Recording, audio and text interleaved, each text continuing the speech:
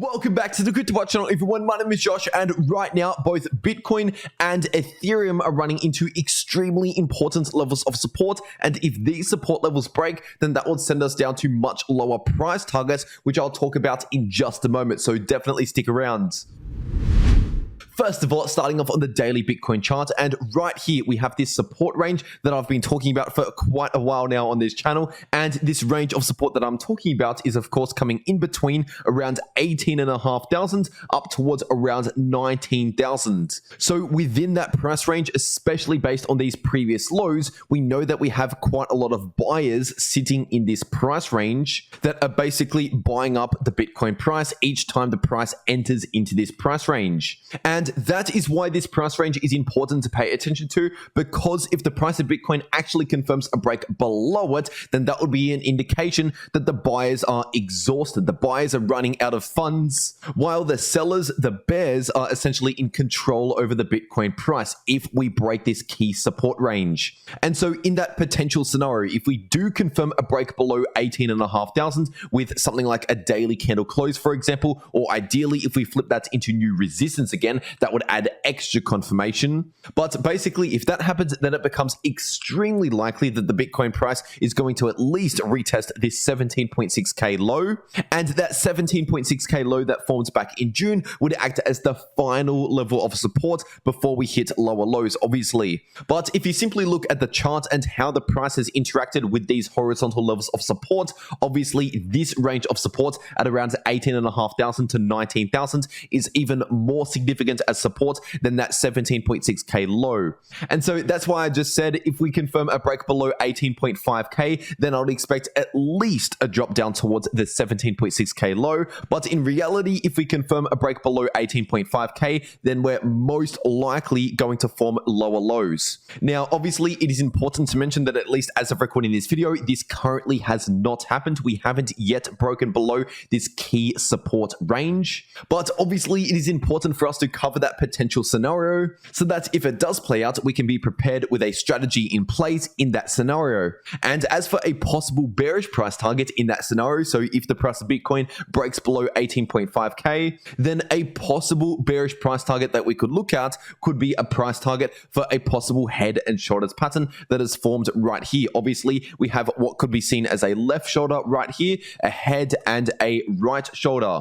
And as you can already see, it's pretty much this range of support acting as the neckline for the head and shoulders pattern. So if we break below 18.5k, then that essentially confirms a break for this head and shoulders pattern. And in that scenario, a potential bearish price target simply based on this technical pattern would be sitting at around 14,000.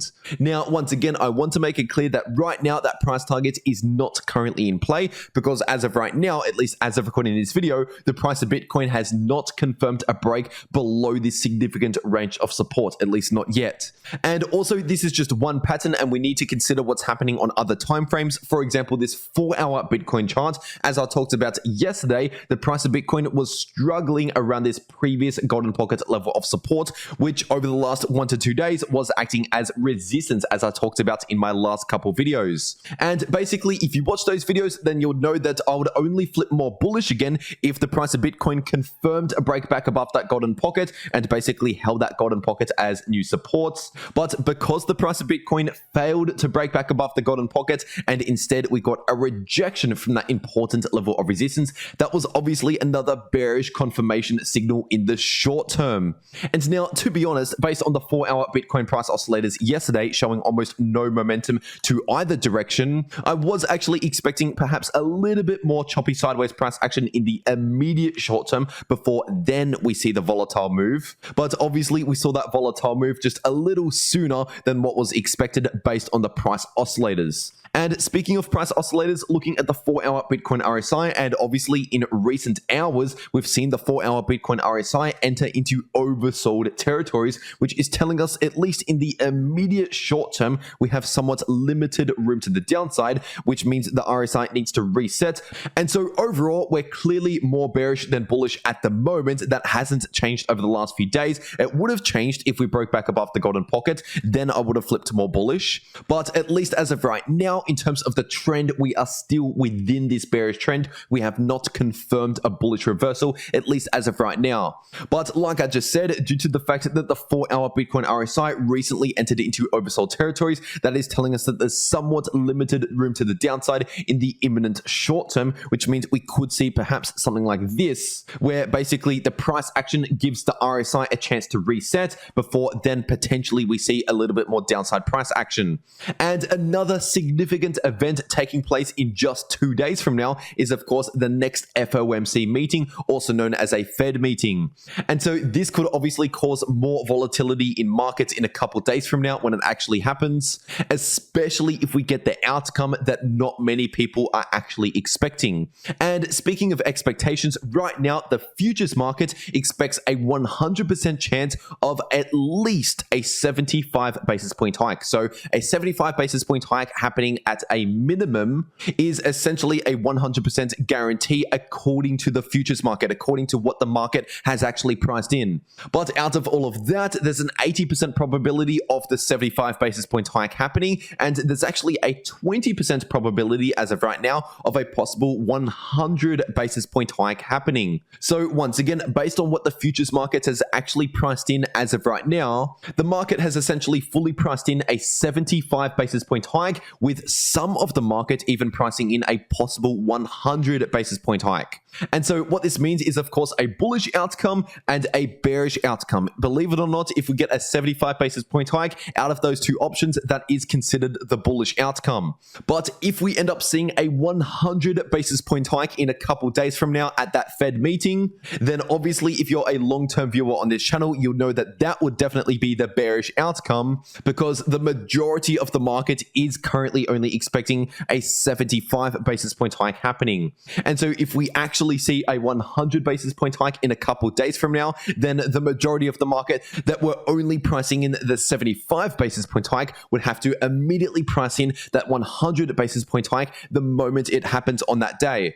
And that would of course mean more pain for market and potentially another leg to the downside for stocks and crypto if we get the 100 basis point hike, but a 75 basis point hike would potentially mean a short-term relief in markets. But anyway, as we get closer to this Fed meeting in a couple days from now, I'll keep you updated in these videos on these probabilities. And so now jumping into the Ethereum part of this video, this right here is the Ethereum to US dollar chart on the daily time frame. And right now, as of recording this video, the price of ETH is currently testing this golden pocket level of support when you draw the Fibonacci retracement tool from this swing low back in June up to the swing high. And by the way, this golden pocket level of support on the linear settings is coming into play at around 1.3k, which is pretty much exactly where the price of ETH has found some short-term support as of recording this video. But obviously, if you've been keeping up to date with my videos over the last few days, you would have already known about this 1.3k level of support. And now, even though the price of ETH is running into some important support, right now we technically haven't confirmed a bullish reversal. Obviously, we're still forming lower highs and lower lows as of recording this video on the daily time frame, which is clearly a bearish trend.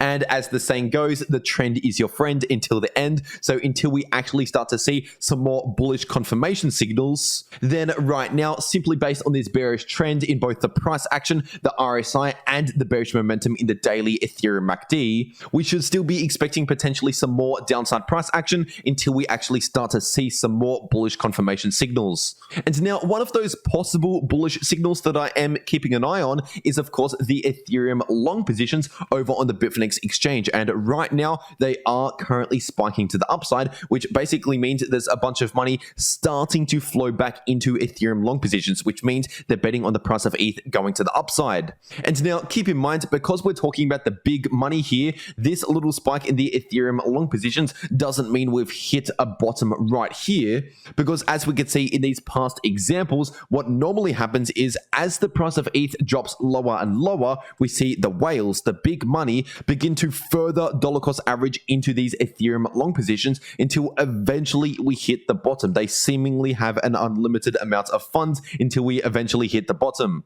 And now, just to make it clear, when I said the bottom, I mean a local bottom in the price of ETH, not necessarily the bear market bottom. So for example, the bottom that we saw back in January was a bottom for the price of ETH for nearly 4 months before then we eventually formed a lower low.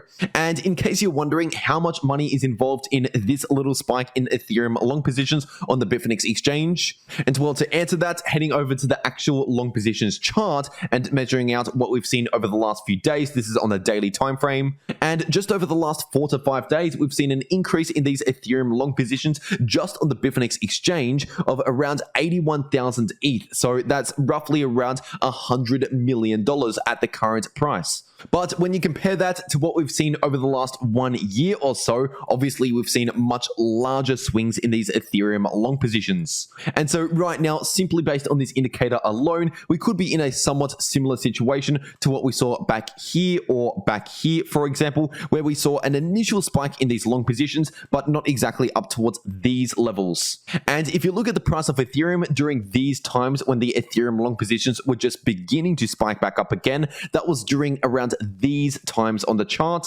where at those stages we had already passed through a significant amount of bearish price action, but we hadn't yet reached the next local bottom. And obviously, as this important indicator continues to get updated, I'll be sure to keep you updated in these videos every day, so make sure you subscribe with notifications turned on so that you don't miss out on any of these important update videos. And if you want to know how to maximize your profits in crypto, no matter if the price is going up, down, or just chopping around sideways, either way you can make money in crypto by watching these videos popping up right here on your screen. The video in the top left of your screen shows you how to make money if the price is going either up or down, and the video in the bottom left of your screen shows you how to make money if the price is chopping around sideways. But anyway, that's everything that I have to say for today. I really hope you enjoyed, and I'll see you all in the next video.